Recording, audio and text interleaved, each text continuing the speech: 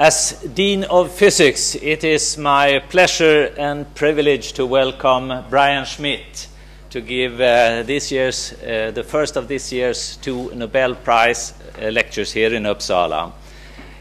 You know, when these things are organized, there is sort of a minute schedule for everything, and I'm given here 10 minutes for introduction. And I think you don't really want to hear me for 10 minutes. So I'm going to skip that, and immediately instead we start with the real thing. P Schmidt's presentation of this year's Nobel Prize in Physics. Please.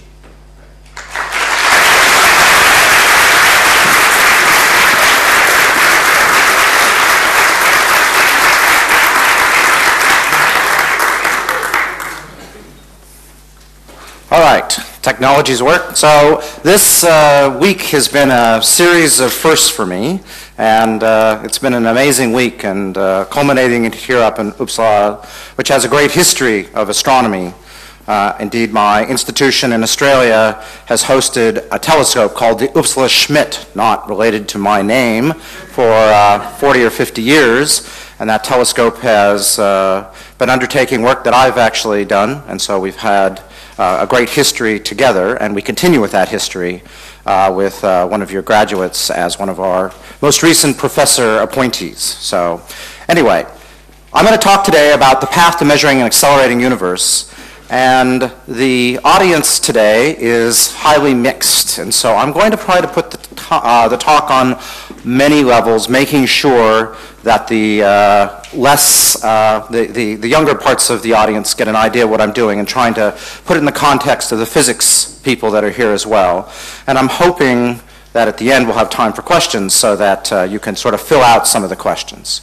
I should also say that Saul Perlmutter's just come in, and I have sort of sequenced our talk, so they're going to cover different aspects of the same thing. He will go into some of the details, and I'm sort of going to give you the big picture from 30,000 feet, and hopefully that way you'll get something out of both.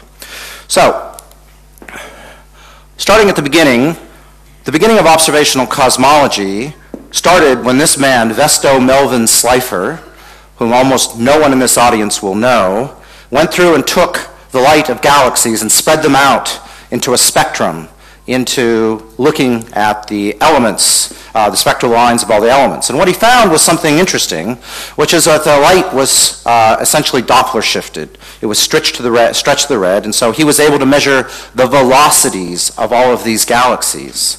And he found something that did not make sense in Are we okay? I just want to lower the light a bit here so your beautiful pictures are shown. Go on. Sorry. I can't do two things at one time. So anyway, so he spread out the light and saw the idea of the Doppler shift and measured the velocities. And what he saw was that in 1916, all of the galaxies in the sky, bar a few, were moving away from us. Now this was an amazing result in 1916 because it didn't make sense. It seemed, since the time of Copernicus, that we should not be in a special place in the universe, and suddenly we seemed to be in a very special place, a place where everything was moving away. So this was a conundrum in 1916. And I should say that Slipher's family provided a scholarship that I used at university, and I'm ashamed to say I had no idea who Slipher was when I received the scholarship, and now I realize just how important he was to my future career. So the way things were solved was by using what we call a standard candle, that is the inverse square law of light, and Edwin Hubble used that technique to measure the distances to Slipher's galaxies. And so we didn't have a way of measuring distances accurately, and we still don't particularly, but we make do. And what he did is he assumed that all of the brightest stars in the galaxy were all the same brightness, and therefore by looking at these stars, he could judge their relative distances. The fainter the stars, the further the galaxy. And when he did that experiment, and it turns out that Lemaitre, a Belgian monk and trained scientist, did this in 1927 before him, but Edwin Hubble had a much better publicist, and so he was able to put it into the New York Times. And he found that the faster a galaxy was moving away, the further the galaxy, the fainter the stars were, or the further the galaxy. And so in 1929, he said, this means that the universe is expanding. And just to show you his data, we have here essentially distance, where these are bright stars, these are faint stars, and then up this direction we have velocity as measured by the Doppler shift from the spectra. For those of you who cannot envision why this means that the universe is expanding, let's just do a little experiment where I take a picture of the universe and I expand it, and then I overlay that, and if I overlay that relative to a position, you can see that every point moves away from that position. The further away you are, the more you have moved, the higher your velocity would be in that expansion. Now, it also solves the problem of Copernicus's view of the world, where we shouldn't be in a special place. Everyone sees the same thing. Now, observations aren't worth much unless they're bound together by a theory. And that theory we have is Einstein's theory of general relativity. And in 1907, Einstein had this great idea that acceleration and gravity were the same thing. And he spent 8 years trying to figure out how to put those things together. And in 1915, November, he came up with his theory of general relativity. And around that theory of general relativity predicted many things. One of the things was curved space, so that light traveling around by the sun would be bent by the gravitational potential of the sun. And that was experimentally verified, probably not by Eddington, probably in Australia in 1922 by an American team who actually did real measurements as opposed to just a few. That's one of the, I think we knew Eddington was pretty sure he knew the answer. You should never let theorists do experiments, and you should never let experimentalists do theory, I think. Anyway, so one of the great things that general relativity provided was a means to solve cosmological problems. Newton really struggled with this because he could not make his theory work on cosmological scales. He never knew what to do with the material, because there was no way for him to sort of cancel everything out if the universe were infinite. And so when Einstein solved it for the first time, actually de Sitter solved it first, but he solved it later in slightly more complicated ways, he realized that all the solutions to his universe were dynamic. The universe should be in motion. And his way of dealing with this was to realize that his equations of general relativity, you could add something to it. That is, you could add what he would describe as the cosmological constant, which we would think now as being energy tied to space itself. And that would cause his equations that I'll show you, and from a more physics point of view, that will cause gravity to be to push rather than pull, because this stuff within gravitational sense has negative pressure. So in the 1930s, he retracted this idea. He was quoted as saying it was his biggest blunder. I'm not really sure if that was Einstein's word or it was someone else's word. But as I said, in modern day, you can think of this cosmological constant that he invented to be the energy of the vacuum. So when we go through and do an experiment, just to remind those who don't do physics for a living, that when we look at an object a long ways away, we're actually looking back in time, because light takes time to travel to us. And as the light travels through the expanding universe, so Einstein's view of general relativity is that space itself is expanding. And as that space expands, a photon, which has a wavelength, travels through the expanding space, and it gets stretched by the expanding space. And that gives you the idea of a redshift, more than the Doppler shift. So light is stretched as the universe expands, and the further away an object is, the more the universe is expanded, so the more the light is stretched to the red, and you get the redshift. So you have a universe which is expanding. So imagine a universe is expanding. You can run it in reverse. At some point, everything's on top of everything, and you have the natural idea of a Big Bang when the universe was very, very dense. So you can take the idea of an expanding universe, run it in reverse, and if we run the rate that the universe is expanding back in time, you naturally get to this time where we have the Big Bang. And the rate that the universe is expanding, the slope of this line, is, of course, therefore going to tell you how old the universe is. So this is something I did for my thesis with my PhD supervisor, Bob Kerchner. Here I am showing him at the end of my thesis, after 4 long, hard years of work, my value of supernovae, and these were massive exploding stars, which we call type 2 supernovae, as opposed to the ones I'm going to talk about later on, type 1a supernovae.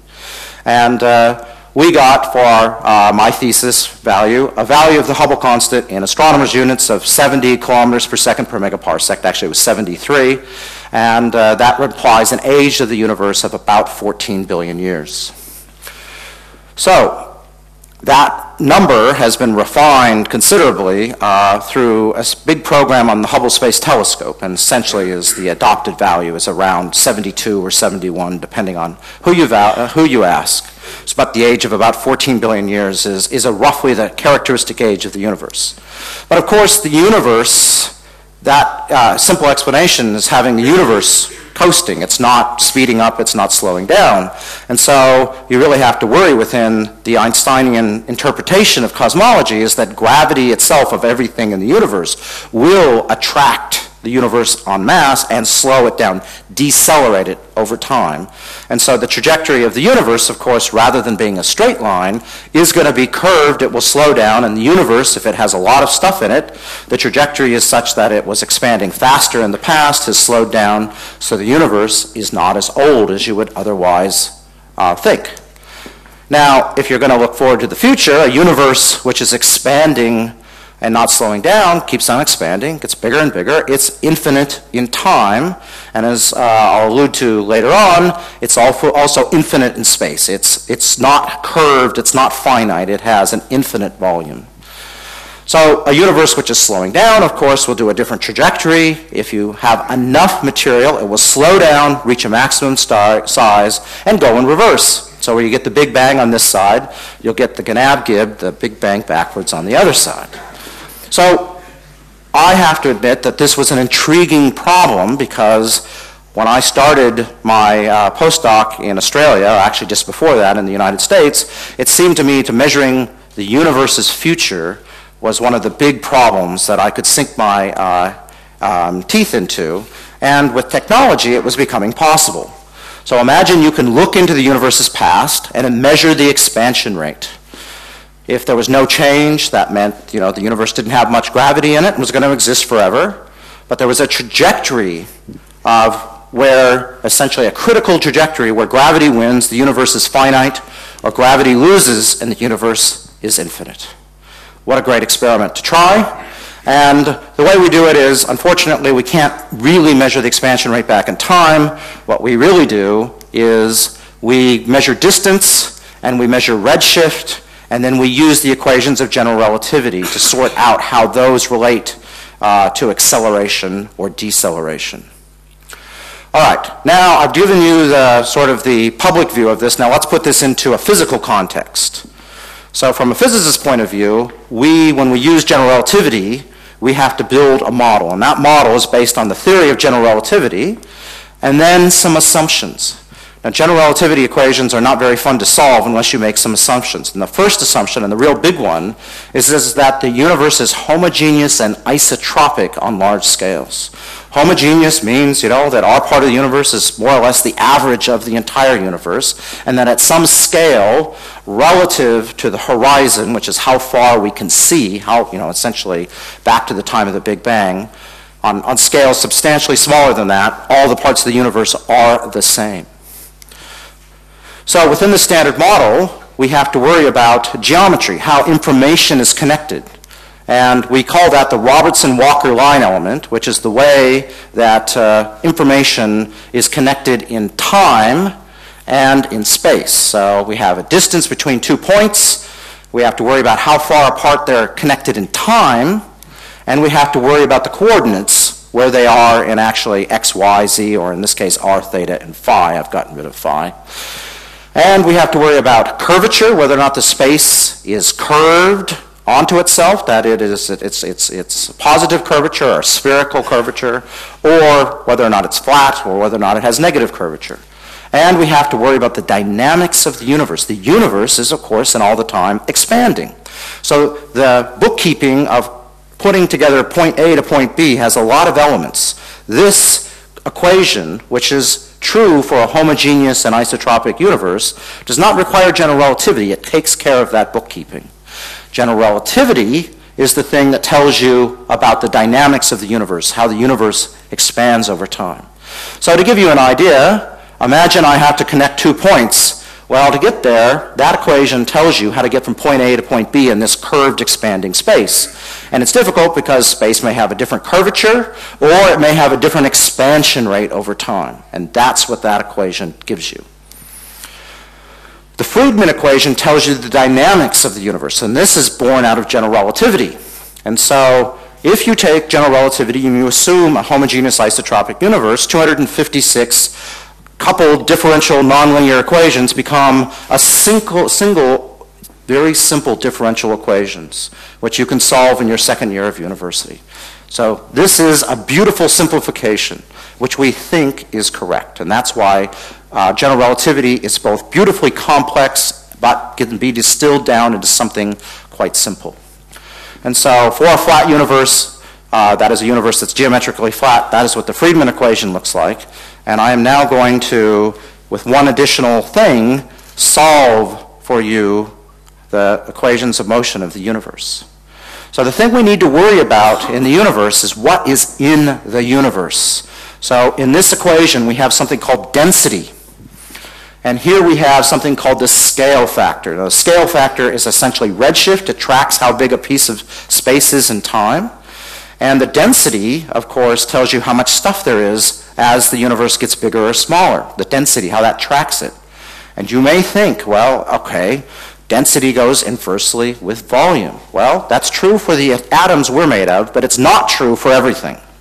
And so, for example, if you have a photon in the universe, that photon is in the box, and so you have one photon, so its density is dropping with volume, but it's being stretched. And so its energy is dropping as the cubic root, essentially, of the volume. It's because that box is getting longer, and that that length is stretching, so the photon loses extra energy. It has what we would call a different equation of state. If you have something like the cosmological constant, for example, well, that stuff is tied to the box itself. As the box gets bigger, the density is constant, hence its name. So it has a different equation of state. Its density is essentially invariant with the volume of the box. And so we can now use this concept to then fill in how these two things are related and solve our differential equations. So let's take a universe that Einstein de Sitter felt was the way to describe things. The universe is made out of atoms.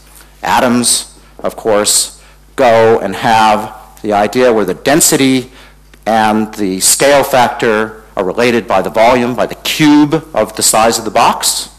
And when you make that substitution into here, I'm not going to do the math for you, you can quickly solve this and you can get a solution essentially where you just integrate both sides, and you get that the universe expands as the time to the 2/3 power. If the universe is full of something else, like photons, then you can go through and make the same substitution, but here these things are related by the 4th power because that photon's losing energy in the expansion. And then you get that it's expanding as t to the half. Finally, you can imagine a universe full of a cosmological constant where these things are invariant. So as the universe gets bigger, the density stays the same. You solve this. In this case, you actually get exponential expansion, that the universe exponentially expands, runs away. Faster it, the more, well, in this case, it's in the final solution where it's just exponentially expanding with a half-life of, or the exponential e-folding time of the Hubble constant. So if you think about the domination of the universe, we have the concept in astronomy of omega. Omega is the density parameter of how much stuff there is in the universe relative to that knife edge where the universe goes from being finite to being infinite. The critical density, as we call it. So we measure everything. We take our bookkeeping in astronomy as relative to that idea of omega. how much stuff is there relative to that critical density. Now, because radiation, as the universe expands, the energy density drops as the fourth power of the expansion, and atoms drops as the third power of the expansion, and the cosmological constant doesn't drop at all, you can imagine that the balance of the universe changes back in time. And indeed, they scale effectively as these powers of redshift. So radiation, if I go back, will become more and more dominant relative to what it is now by the redshift. The redshift is the relative amount of light. It's the fractional amount that light has been stretched. So 1% of the speed of light is z equal 0.01. All right? This does tell you that, as I said, the balance equation of the universe is going to change back at time.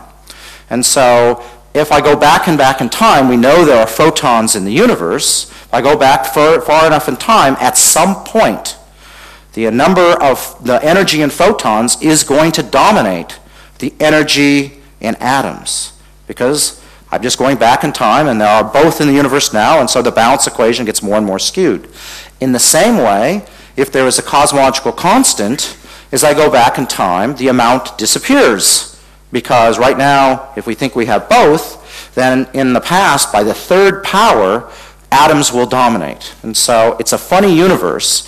And so since you know the punchline to what we won the Nobel Prize for, we think the expansion history of the universe looks like this.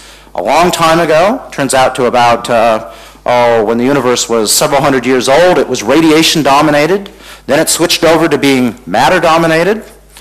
And then in the last 5 or 6 billion years, we think the universe has suddenly become dominated by this cosmological constant. So in order to measure distances, we have to use something like how bright a standard candle is. And of course, the idea of it being, the distance, the inverse square law, we can define a distance, and in general relativity, you get a very complicated integral equation that you need to solve, but it's actually not as bad as it looks. The brightness of an object depends exclusively on what is in the universe, how much of it, and its equation of state. So let me show you that to you. The equation of state describes what I briefly described as how matter, reacts to the expanding universe, what its density reacts to. Omega tells you how much of each species of matter. The curvature of the universe is what is left, essentially 1 minus the sum of all of the omegas, that is, all the critical densities. So if the critical density of the universe is reached by the sum of all matter, the curvature is 0, and this equation simplifies a lot. If it's different, then you get some extra terms. All right. Now, that's not terribly illuminating, so let's just draw it graphically. If I plot redshift and distance, then you get different curves of how bright an object appears back in time, and that is what is going to tell you whether or not the universe is going to slow down a lot or a little. Here is a curve where I have subtracted off an empty universe. That's sort of our null hypothesis, if you want to think of it that way. And you can see that a universe which has got a lot of stuff in it slows down very rapidly, and so these objects are much brighter in the past than a universe that only has a little bit of stuff. On the other hand, if you have a universe with a cosmological constant, the universe has been speeding up, and so these objects in the past are quite a bit fainter than they should be. There is no way to get objects up here unless you have something like a cosmological constant. That is, normal matter, everything's on this side of the line. So our technique that we need to use is a standard candle. We can also use a standard ruler. Those turn out to have just been recently figured out, a good standard ruler, but in our day we didn't have one. So we used the brightest thing we had access to, a type 1a supernovae that turned out to be really, really good in terms of their precision.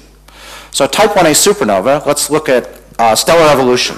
Our sun right now will eventually grow in about 5 billion years to a red giant star. It may or may not consume the Earth, but at the end it will be left as what we call a white dwarf star, an electron degenerate ball of gas. about the size of the Earth. Now, if our sun were born in a binary system, then a slightly different story will happen. This star will survive, the first star will become a white dwarf, and then eventually this star will become a red giant and spill material.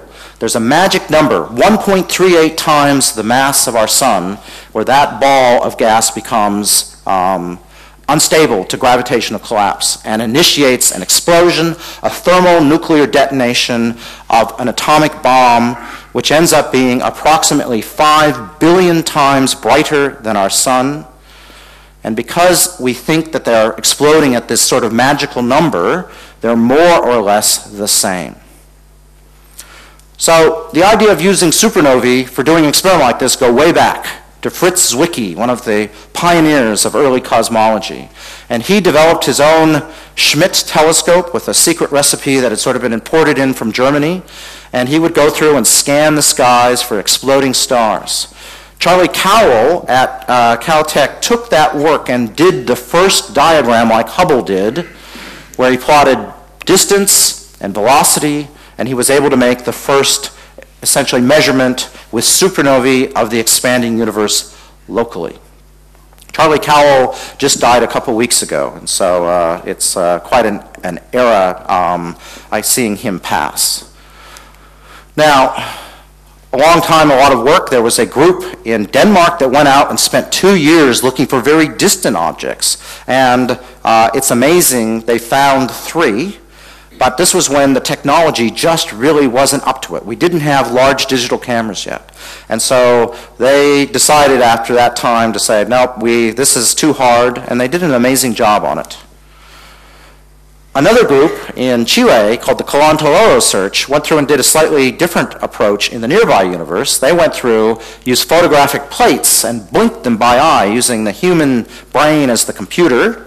And that was a very effective way of finding relatively nearby objects because they really hadn't been followed up with digital detectors which allow us to make very precise measurements of how bright things were. And so I remember in 1991, I was visiting Mario Hamui down in Chile, and he was really getting excited about, before that, about making these measurements of the expanding universe and measuring the Hubble constant. And he was very depressed when I arrived in Chile. He said, these type 1a supernovae, they're not all the same. And he showed me this object, supernova 1990 AF. And this is the very figure he showed me when I arrived. And it faded much more quickly than the average. And it was a lot fainter than the average. How are we going to use these? Well, his colleague, Mark Phillips, sort of figured out the magic formula. In 1993, he realized that bright supernovae, and demonstrated this, that bright supernovae kind of rise and fall slowly, and faint supernovae rise and fall quickly. Ow. And so in 1994, Mario came back triumphant up to Harvard, where I was still working as a postdoc, and showed me this plot. And he said, all right, after we fix them up with Mark Phillips's method, we get measurements which turns out to be good to 6% in distance. Now, we astronomers, I know many of the physicists in the audience are old enough that they remember making fun of us because we were always pretty happy doing things to factors of 2. And so to have something that suddenly we could use that was 6% accurate. And remember, it's 5 billion times brighter than the sun. So we can see them all the way on the other side of the universe with the right tools. Well, that was a huge breakthrough. So eventually this group produced 29 type 1a supernovae. They provided the fundamental basis of using supernovae as accurate distance indicators, and their data set was used by both teams to measure the acceleration.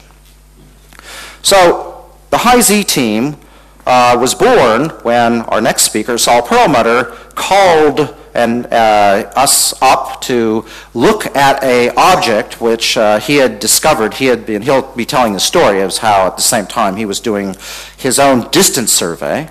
And we, being Adam Rees, Peter Chalice, and Bob Kerchner, were at the multiple mirror telescope. They took a spectrum. Pete Chalice, I was at Boston at the time, called me up very excited, said it really looks like a type 1a supernovae at a redshift of 0.42, so that was a huge distance at the time. And we eventually found out that they had not just discovered the single object, they had found a whole bunch of them. And we realized that suddenly within that month, I realized that Sol could find them, and I knew that the Chileans could actually use them, and it seemed to me a good time to talk to my Chilean friends and look at essentially becoming a bit of competition for Sol, and a competition which I think in the end both benefited us, although it did have its rough, rocky roads along the way. And so I was down in Chile with an observing run talking to Nick Sunsef, and at that time we co-founded the high redshift supernova team by putting in this proposal, which turned out went in the day before my first son was born. And that was how we were born. The high redshift supernova team was born in 1994.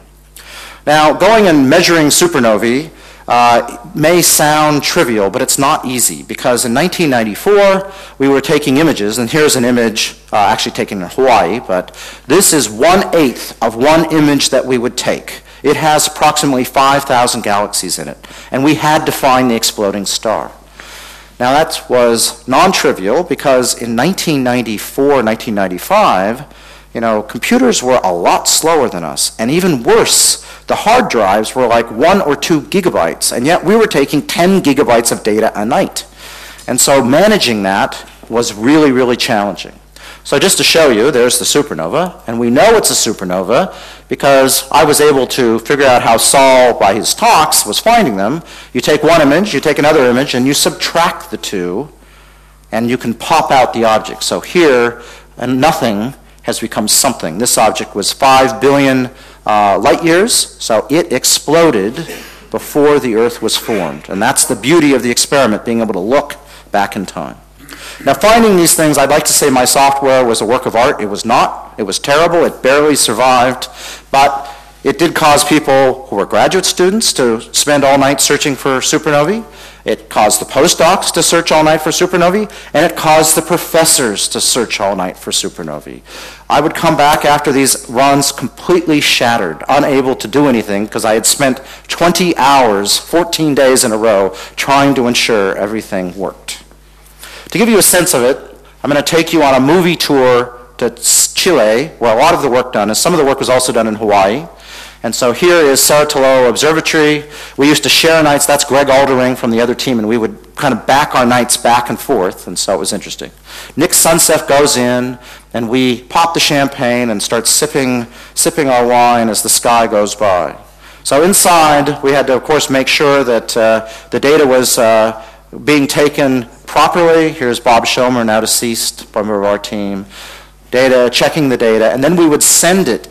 Initially, we had to just kind of carry it down on disk drives because the internet was so bad, but we'd put it into these hot houses, sweat houses, where we would essentially go through and try to find the objects as fast as we could, because on the other side of the Earth, we had waiting the largest telescopes in the world. And so here we are making a decision of what we're going to send across to Hawaii, where the newly minted Keck telescope, a 10-meter telescope, was present.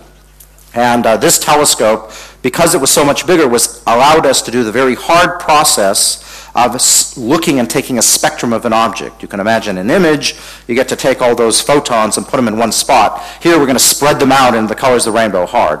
And of course we did share the time with Sol there as well.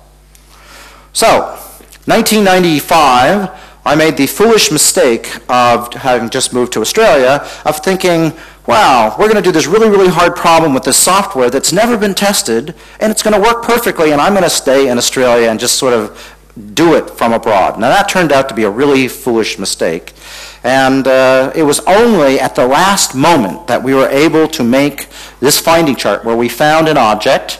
And to show you the process of how we find things, we take the first observation, this is the first observation, this is the second observation. We match them, you subtract them, and this is the original finding chart complete with typos in it.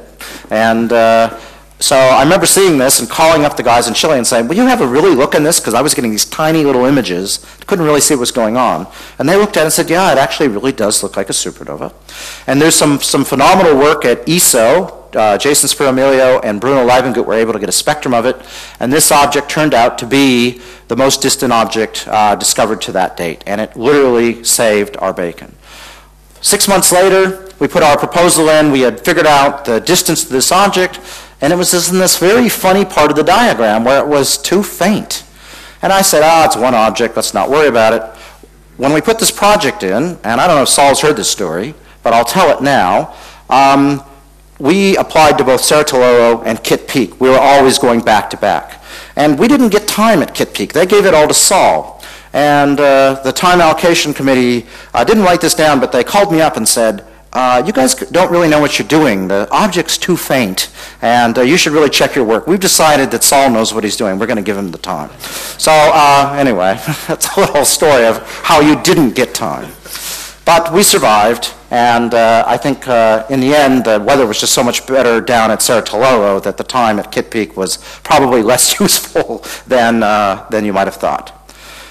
3 years later, Adam Rees called me up and said, and this is a colorized version of, this is not what he exactly sent me, but essentially the essence of what he sent me, and said, what do you think of this? And he didn't really say anything else. And I looked at it and I said, all right, why are all the objects up here too faint? Those tell us that the universe is speeding up over time, not slowing down. And I thought, I guess we've made a mistake somewhere, we've got to go back. So people always ask, was there a eureka moment? And the answer was, not for me. There was just sort of a slow, steady realization that this result was not going to go away. So this is Adam's notebook, and since Adam is on his way home, I thought I'd show a couple things from him. But he went through and measured everything out, and when you did that, he went through, and we weren't thinking about the cosmological constant then. We were just thinking about there being one thing in the universe, the simplest model of the universe. And he got a negative value for the amount of stuff in the universe. So I don't really know what a negative atom is. And so, then we had to go through and go to a paper that Ariel Gubar here in Sweden and Saul wrote to essentially add in the idea of a cosmological constant. So I think it's worthwhile looking at sort of how this progressed when we were telling the team about it.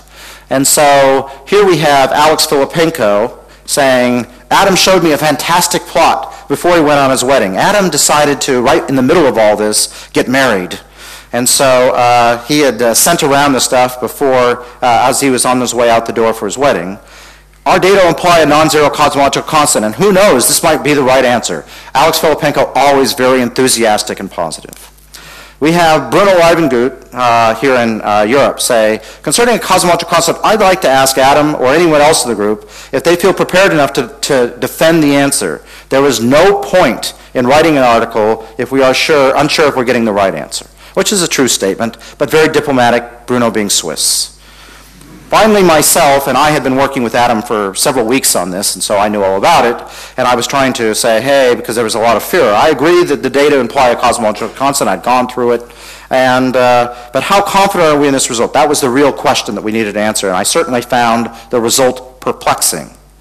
Bob Kerchner, our Adam and my supervisor, said, I'm worried. In your heart, you know the cosmological constant is wrong, though your head tells you that you don't care and you're just reporting the observations. It would be silly to say we must have a non-zero cosmological constant only to retract it next year. Mark Phillips down in Chile said, a serious and responsible scientist, we all know that it's far too early to be reaching firm conclusions about the value of the cosmological constant. Of course, Adam and I had gone through all this stuff detail by detail, and these senior members of the team hadn't. John Tonry said, who remembers the detection of the magnetic monopole or other gas? On the other hand, we should not be shy about getting our results out. Alex Filippenko, if we are wrong in the end, so be it. At least we're in the race, because of course we're in a very intense race here with Saul. Adam came back from now in between his, just after his honeymoon, and said, yes, the results are very surprising, shocking even. I've avoided telling anyone about this because I wanted to do cross-checks, and I have, and those are cross-checks Adam and I did. I wanted to get further into writing the results up, and the data require a non-zero cosmological constant. Approach these results not with your heart or your head, but with your eyes. We are observers after all. Alejandro Clocchiati, with possibly the best quote of it all, was, if Einstein made a mistake with the cosmological constant, why couldn't we? And finally, Nick Sunseth, sort of the person who helped form the team, gave Adam, I think, some very sage advice. I really encourage you to work your butt off on this. We need to be careful. If you are really sure that the cosmological constant is not zero, my God, get it out. I mean this seriously. You probably never will have another scientific result that is more exciting than this in your lifetime. So that's sort of the view in the first couple days after the team got the news of what we were discovering. So one of the things that Adam did was he was worried about some of the problems where we could go wrong in this measurement. And so if you go through and here both teams' data are plotted, objects could be faint because they were afar, but they could also be faint because there was dust in between the two of us. So that was a big problem. And we had accounted by normal dust because it has color, and Saul will tell a bit more about this. But there was the idea of gray dust, dust that we didn't know existed that didn't color. And if you make, essentially you make dust big enough, it'll end up essentially not having any color effect, although it turns out it is detectable other ways then. And so one of the things we wanted to do was to go back and look a bit further and see if we could see that transition where the universe went from accelerating, where there was a lot of cosmological constant, to the inevitable time in the past where the universe would have been more dense and the cosmological constant would have had to have been less dominant than the matter, and to the era of deceleration. And it turned out that Ron Gilliland from our team and Mark Phillips from our team had used the Hubble Space Telescope to look for supernovae, and they found one. Now, they didn't really know what this object was. They knew it was really, really faint, and it was in an elliptical galaxy. But it turned out that this object had been surreptitiously observed in this big observing campaign, the biggest observing campaign that Hubble had undertaken. And it just happened to be in those set of images. So we were able to reconstruct data from this in the infrared. This object was so far away that its light had been stretched out of the optical into the infrared, and we had these amazing number of objects with the Hubble Space Telescope using a new camera that did exactly the observations we needed. So that was an incredible piece of luck. Turns out this object is at a redshift of 1.7. It's still one of the most distant objects known. And we were able to go through and see if this showed the epic deceleration. It was completely consistent with the universe, slowing down in the past, speeding up recently. Adam then used the Hubble Space Telescope with a new instrument to go through and do a systematic program in the early part of this decade.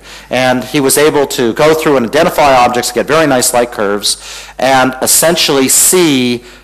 Here you can't really tell what's going on, but if you go over, you can see the universe turning over. Here it's decelerating. Here it's accelerating. The transition happens at a redshift of about 0.6, or about 5 to 6 billion years in the past. So the universe was behaving exactly as the simple model initially of the cosmological constant predicted. Gray dust should become more and more of a problem as you go further and further away. And that would have caused this just to keep on going up bigger. If the supernovae were changing back in time, one of the big problems we have to worry about, that should also get worse as we go into factor back in time. Instead, we saw exactly what the model predicted. So you may ask the question, is there any way out of acceleration? Now, presumably the Nobel Prize Committee has decided there isn't. But I think at this point, there is, remember we made two assumptions. We talked about general relativity, we talked about homogeneity and isotropy.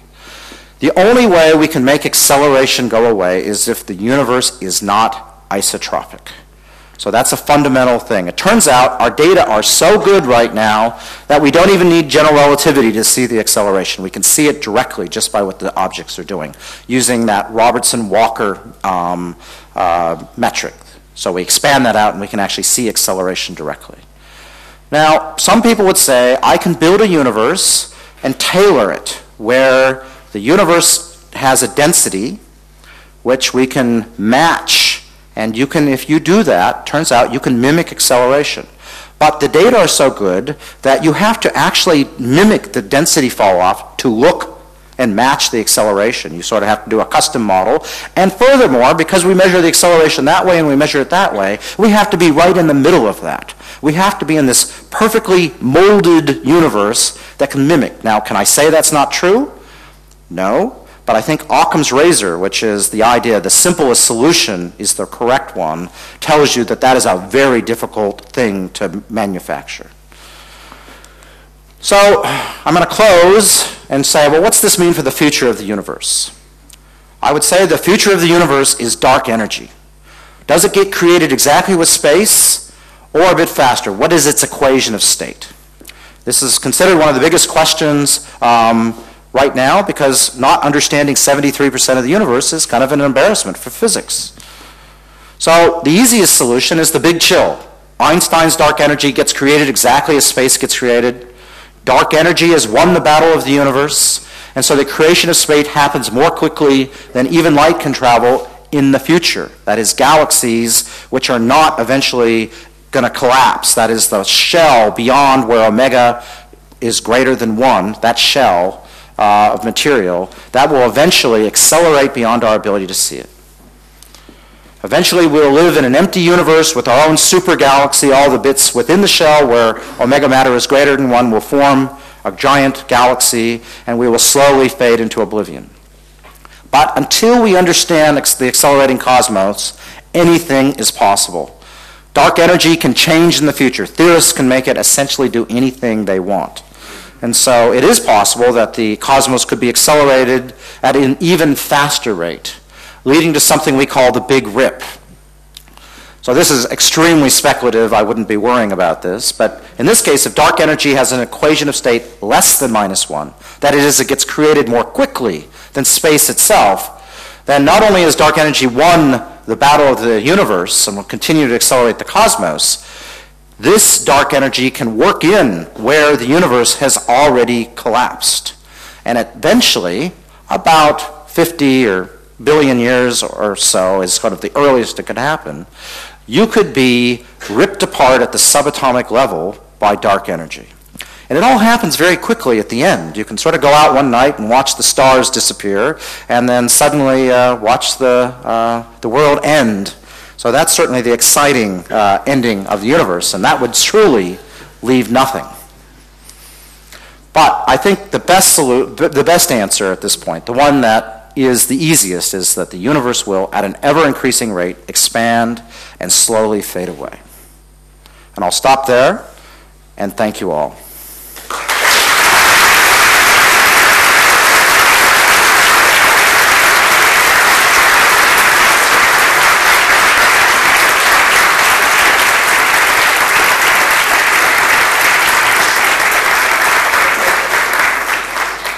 So, thank you, Brian.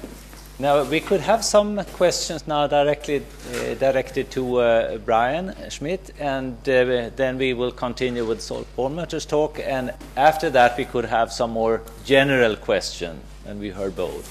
But please, if anybody wants to ask something now, feel free to do that. It's all right to ask more technical questions if you're inclined, because this will be your one chance. At least for me. So grab the microphone so we can all hear it. Okay. What would you say are the... Yeah, okay.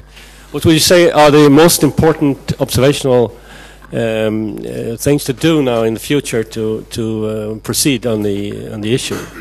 So I think Saul is going to cover some of this in his talk. But from my perspective, I'm going to be very broad, so Saul, I don't give away Saul's talk. But there's a whole broad suite of techniques we can use to look at acceleration. And so I think that doing multiple avenues and trying to essentially challenge Einstein's version, that is the cosmological constant model, challenging that in a variety of ways, not just measuring acceleration, but seeing how gravity works over intermediate and large scales to make sure there isn't some fundamental flaw there, is really the best technique. But I think we need to use not just supernovae, we need to use every possible technique we can, because we're really out of, in this case, the measurement that we saw was a 25% measurement. That is, we had to make the measurements that were accurate to 1 part in 4. That's easy. That's shooting fish in a barrel. Now we're trying to measure things to 1%. That's hard for astronomers. And so in order to ensure we're not making any mistakes, we really need to go through multiple lines of checking. And so these things include baryon acoustic oscillations, weak lensing, cluster growth. And then I really like the idea of looking at motions and checking that gravity is working on intermediate scales. So one of the things that we're doing in Australia is mapping out the motions of galaxies in the universe, because there's a very precise prediction of what our model should give, and there are some indications there may be some problems. Now, it may just be experimental error, but I like going for the low-hanging fruit and looking for the place where we see maybe some problems. And so we're going to be testing gravity on sort of the 500 megaparsec scale and seeing that it works there, because it should be just fine, but there's some indications it's not.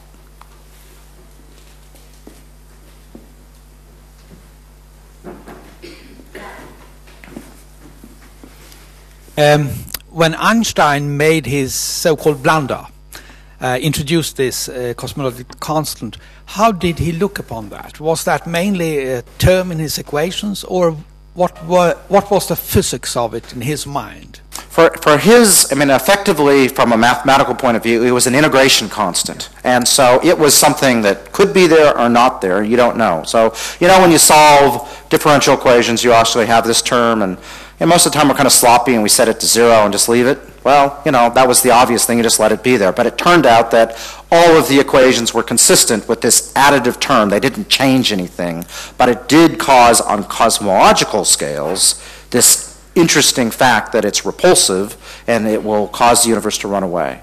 So it was an easy thing for him to add, and it did have the desired effect that he wanted. But he did not speculate on the possible physics of it. No, so he did not connect it really to being energy tied to space. That's really come afterwards. That's more of a Zeldovich is the person who really, I think, did that the first time.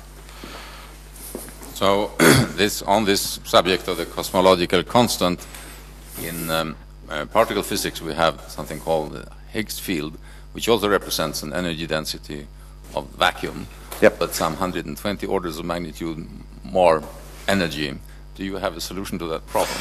No. So this is the big problem, is that we have this big problem where if you go through and try to estimate from quantum mechanical effects the idea of particles coming in and out of existence, and you want to add up the energy of all the universe, you get this amazingly large number, which is 120 orders of magnitude bigger than the cosmological constant we measured. So we know that's not right, because if that was right, we wouldn't be in this universe. That universe would have puffed up and nothing would have ever formed in it. And so one of the ways to deal with this is, to say, well, maybe there's billions upon billions, there's an infinite number of universes, and there are some variations around this value of this cosmological constant, and we just happen to be in the one universe we can exist. Now, that anthropic argument is not one that appeals to me particularly, but it appeals to Steven Weinberg, and he actually predicted the value of the cosmological constant in advance, and he said, well, it will be essentially the smallest value, it'll be the largest value that it essentially can be where we exist. And the number he got was it was a little bigger than we measured, but not a lot bigger. So, okay.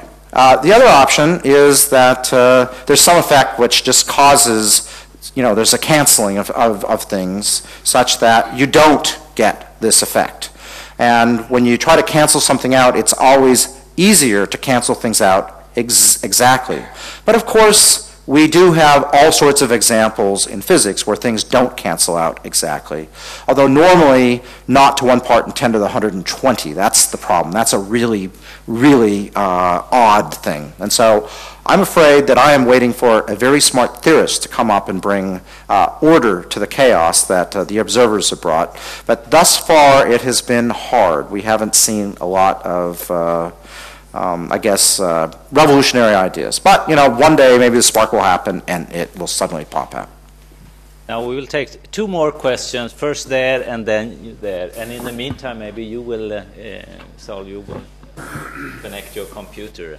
Brian, I remember when you used to send us in Chile your list of candidates and drove us crazy. But anyway, my question here is, can you tell us a little bit about the errors in the measurement?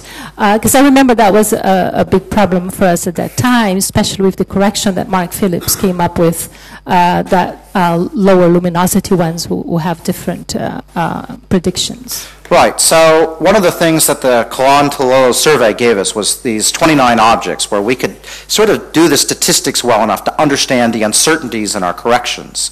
And it turns out that the relationship of how brightness of a supernova reacts to its light curve shape is very well determined from those 29 objects.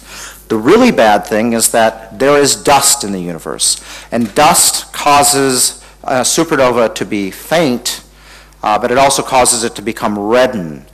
But the supernovae themselves, while they're very, very similar, are not identical.